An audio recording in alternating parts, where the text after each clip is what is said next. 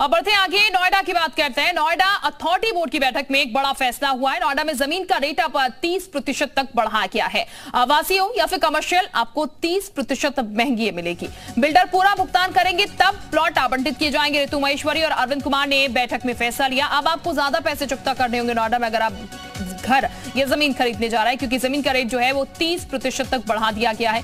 ये फैसला आवासीय से लेकर कमर्शियल जमीन दोनों पर ही इंप्लीमेंट किया जाएगा। दोनों ही जमीनें जो है वो महंगी हुई हैं 30% तक। बिल्डर पूरा भुगतान करेंगे तब जाकर प्लाट जो है वो आवंटित किया जाएगा। यहाँ पर ये एक बड़ी खबर है नोएडा से जुड़ी हुई। ये बता दें आपको, अथॉरिटी बोर्ड की बैठक में ये बड़ा फैसला लिया गया है। नोएडा में जमीन का रेट जो है वो 30% तक अब हाई कर दिया गया, बढ़ा दिया गया है। तो ये इस वक्त की एक अहम जानकारी भी हम आपको दे रहे हैं।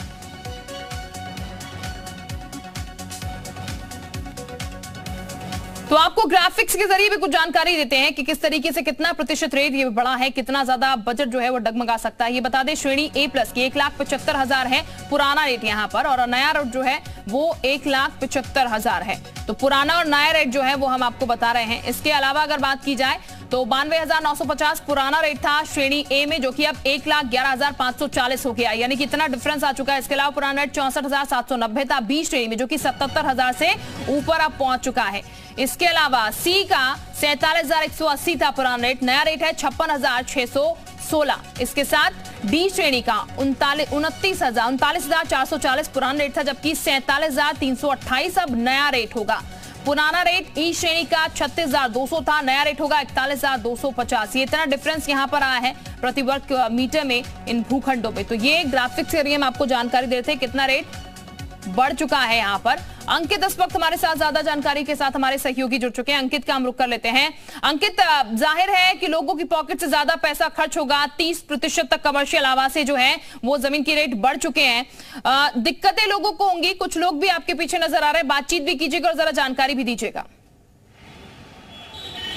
देखिए, साफ तौर पर क्योंकि अब अगर आपको अपने आशियाना चाहिए, यानी सपनों का घर खरीदना है, तो उसके लिए भी आपको दाम ज़्यादा चुकाने होंगे। इंडस्ट्री लगानी हो या व्यवसाय के लिए सोचना हो, तो उन सब के लिए दाम आपको दुगने चुकाने पड़ सकते हैं, क्योंकि 30% हो गया है।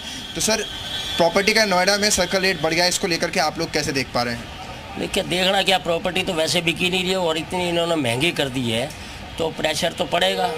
अब वो जो स्टाम्प ड्यूटी में भी पड़ेगा, क्योंकि जो पहले ही ऑलरेडी जो है इनका जो है वो जो है अपना मेरा 10% है शायद, लगभग उसका करने का 11% के आसपास खर्चा आता है टोटल।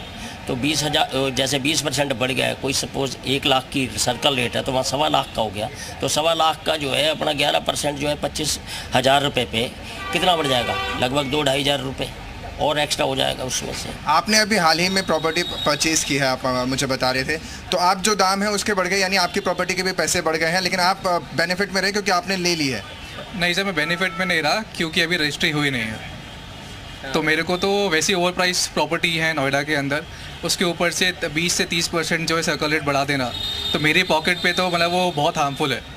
तो मुझे कोई फ़ायदा नहीं हुआ है, बल्कि मुझे ज़्यादा नुकसान हुआ है। जहाँ मुझे 1 रुपया देना था, अब मुझे उसके लिए 13 रुपये और देने पड़ेंगे। तो कोई फ़ायदा नहीं हुआ मेरे को, बहुत ज़्यादा नुकसान हुआ। और ये ओवरनाइट जो इन्होंने रेट बढ़ा दिया, वैसे ही नोएडा की प्रॉपर्टी जो है ओवर प्राइस्ड है। यहाँ का circle rate as compare to other cities बहुत ज़्यादा है, तो मेरे को तो नुकसान है। इनको नुकसान है। सर, आपको क्या लगता है, सर्कल रेट बढ़ गया है आपको? नहीं, उससे तो नुकसान है पब्लिक को। जेब पे तो असर पड़ेगा ही ना, सबके पे, सब पे जेब पे असर पड़ेगा भाई। जो भी स्टाम्प ड्यूटी चुकाएगा उसको पैसे तो ज़्यादा लगेंगे ही लगेंगे ना, और फिर रेट बढ़ेगा। आप लोगों की जेब खाली कर दी, आप लोग ये मान के चल रहे हैं?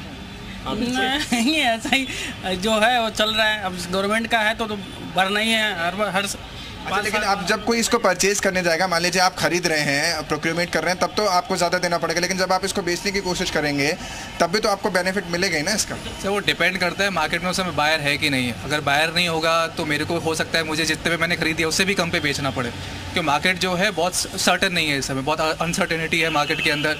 बायर मिलना बहुत मुश्किल है। मैं एंड यूज़र हूँ, तो मैंने मकान खरीद लिया। अब किसी को इन्वेस्टमेंट पर्पज़ से ख़रीदना है या रहने के पर्पज़ से ख़रीदना है, उसको गेज करना थोड़ा मुश्किल है। तो मेरे को अगर आगे उसको बेचनी होगी तो वो डिफ़िकल्ट है मेरे लिए। देखिए, डिफ़िकल्टी है। सर, आप भी कुछ कह रहे थे, आपका तो व्यवसाय भी है? नहीं, तो हमारा तो व्यवसाय तो बिजनेस पे तो वो पड़ ही रहा फ़र्क। इस टाइम जो है एक तो 2-2 त्यौहार आ गए, वैसे ही जो एक त्यौहार 2-2 दिन चल रहा है, आगे 4 दिन की छुट्टियाँ हैं बैंकों की, तो बिजनेस तो वैसे भी नहीं। अंकित, यानी कि दिक्कतें लोगों के लिए बड़ी हैं, क्योंकि रेट प्रॉपर्टी के आए हो गए तो खरीदना भी थोड़ा सा मुश्किल होगा, पॉकेट पर भी इसका असर पड़ेगा। बहुत